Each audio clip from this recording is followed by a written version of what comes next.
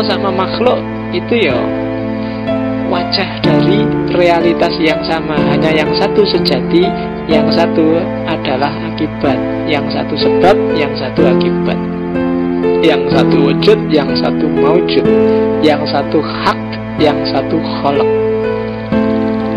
Oke, jadi semua manifestasi dari Allah. Sebenarnya wujud dan maujud itu dua keping dari sisi mata uang yang sama. Itulah wahdatul wujud. Jadi Allah itu kalau dilihat dalam dirinya sendiri, maka dialah al-haq. Tapi kalau dilihat dari sisi manifestasinya, penampakannya, kalau bahasanya tasawuf, bahasanya Ibnu Arabi, tajallinya Allah, yang itu namanya kholak, maka dia banyak. Jadi dilihat di sisi dirinya sendiri, Allah itu hak, satu dan segalanya. Tapi dilihat dari sisi manifestasinya, manifestasi itu kan penampakan. Penampakan itu kan bukan yang sesungguhnya, hanya tampilannya aja kayak gitu, tampaknya saja kayak gitu. Nah, itu banyak. Alam semesta ini adalah tampaknya dari Allah.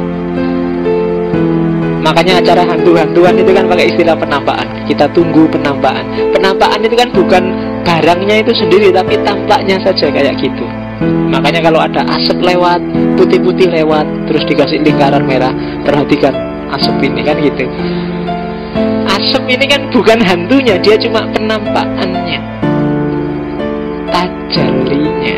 Nah, Allah itu satu-satunya, dan penampakannya adalah alam semesta ini termasuk kalian. Itulah wahdatul wujud.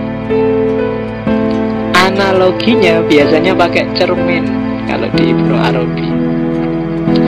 Kayak cermin banyak, atau kalau bingung cermin banyak, misalnya ruangan ini temboknya semua kita ganti dengan kaca yang bisa dibuat berkaca. Terus aku berdiri di tengah-tengah ruangan ini yang sekelilingnya kaca, maka kamu kan lihat gambarku ada di sana, gambarku ada di sana, gambarku ada di sana, kan? Yang ada di kaca itulah penampakan. Wujud yang sejati ya aku yang ada di tengah itu tadi. Alam semesta termasuk manusia itu gambarku yang ada di kaca itu, dan Allah adalah aku yang ada di tengah-tengah itu tadi. Itulah wahdatul wujud. Wujud yang sejati ya aku yang di tengah tadi. Yang lain kan cuma penampakan. Apapun yang lain itu kan tergantung aku. Kalau aku ngangkat tangan, dia juga ngangkat tangan. Yang gambar di sana, yang belakang juga ngangkat tangan. Dan alam semesta itu ya gambar-gambar yang ada di kaca. Mungkin yang pojok sana jadi gunung, yang pojok sini jadi laut, yang pojok... itu gambarnya Allah. Gambarku di kaca kan gitu. Yang sebelah sana gambar punggung, sebelah sana gambar wajah, sebelah sana gambar pundak kanan, sebelah kiri gambar pundak kiri. Dan itulah alam semesta. Ada yang sedikit menggambarkannya, ada yang banyak, ada yang hampir representatif. Dan di antara yang dianggap paling mendekati Allah ala suratihi adalah manusia. Jadi manusia adalah representasi, bukan jasmani, tapi rohaniyahnya, dimensi ruhnya. Manusia adalah manifestasi paling sempurna dari wujud Allah. Makanya innallaha khalaqa Adam ala suratihi. Oke, itulah gambarannya wahdatul wujud. Jadi semuanya wujud, semuanya Allah, semuanya wahdah, jadi satu. Ya.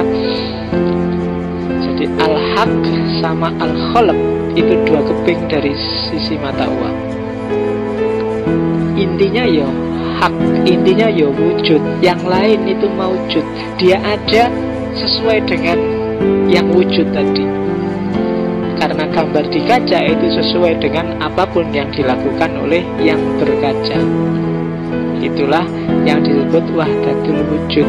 Agak beda dengan hulul, dengan itihad, dengan Surawardi kemarin. Jadi kalau ini coraknya tidak ada jarak. Allah sama makhluk itu ya wajah dari realitas yang sama, hanya yang satu sejati, yang satu adalah akibat, yang satu sebab, yang satu akibat, yang satu wujud, yang satu maujud, yang satu hak, yang satu kholak. Oke, jadi semua manifestasi dari Allah. Nah, kalau ada yang jahat-jahat gimana Pak? Apa Allah juga jahat? Nah, kejahatan itu muncul ketika manifestasi tadi tidak tampak, terhijab. Jadi tidak bergaya, tidak berprofil seperti adanya, tidak sesuai proporsinya. Kejahatan itu kan ketika sesuatu tidak proporsional, tidak pada tempatnya. Ya kan? Hubungan laki-laki perempuan itu indah, tapi ketika tidak pada porsi dan proporsinya dia jadi jahat. Ya kan? Bunuh itu kalau pas porsi dan proporsinya dia indah. Agak susah membayangkan bunuh, ada di konteks tertentu bunuh itu indah. Pembunuhan itu indah, bahkan disaksikan oleh banyak orang. Misalnya waktu korban. Loh ya kan? Korban itu kan kamu pembantaian besar-besaran terhadap sapi dan kambing, tapi kan tidak terasa jahat, terasa indah. Karena apa? Porsi dan proporsinya pas. Bahkan kadang-kadang bohong pun kalau proporsional sesuai kondisi kadang-kadang pas, sesuai, indah. Ya kan? Loh, bohong indah itu kan ya, kamu yang pacaran kan sering ngalami. Kamu kangen aku enggak? Iya kangen, padahal enggak. Tapi kan indah. Bohong tapi indah. Oke, ya enggak gitu maksudnya. Jadi enggak, semua yang ada di alam semesta ini, ayo realnya pas, maka dia adalah manifestasi dari adanya Allah. Oke. Nanti ini membawa implikasi panjang. Misalnya, gimana Pak kalau terus ada orang bilang berarti tidak salah orang Kristen dong? Ketika orang Kristen bilang Isa, Yesus itu Tuhan, kan semuanya juga Tuhan, gambarannya Tuhan, kan gitu. Kalau pakai Ibnu Arabi, iya benar Yesus itu Tuhan, tapi tidak bisa dibalik kalimatnya. Tidak bisa Tuhan itu Yesus. Jadi Yesus itu Tuhan ya karena memang dia salah satu tajalli manifestasi Tuhan. Sebagaimana kamu boleh bilang anak al-haq, tapi nggak bisa dibalik al-haq huwa anak. Kalau anak al-haq, aku bagian kecil dari al-haq yang luar biasa besar, tapi nggak bisa dibalik. Karena anak adalah gambar yang ada di sana, itu juga manifestasi Tuhan, tapi dia tidak Tuhan yang sejati. Yesus Tuhan iya, tapi tidak selalu Tuhan itu Yesus. Jadi cara berpikirnya seperti itu.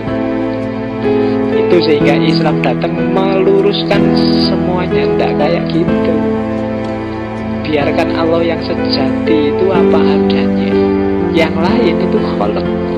Meskipun ada entitas ketuhanan di dalam masing-masing itu, dan posisikan setiap entitas ketuhanan sesuai porsi dan peranannya masing-masing, biar dia bisa menggambarkan dirinya sebagaimana gambarnya Tuhan.